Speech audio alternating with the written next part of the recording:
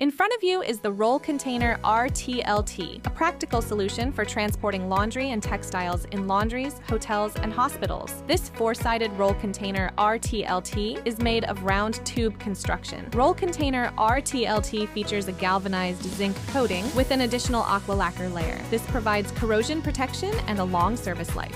The main feature of Roll Container RTLT is its dual opening door system. The upper door opens forward. The lower door opens together with the upper one, opening to the side and providing wide access to the contents. The doors open up to 215 degrees, making loading and unloading very convenient.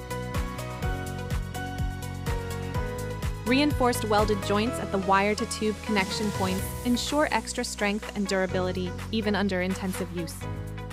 Standard configuration includes metal plate 130 by 150 millimeters, plastic sheet on the base, footrest on the base, wheels diameter 125 millimeters, 2 swivel with brakes, 2 fixed.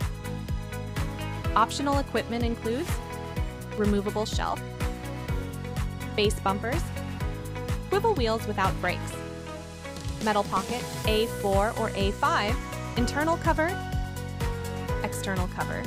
For more information about Roll Container RTLT, please refer to the catalog, visit our website, or contact our sales team.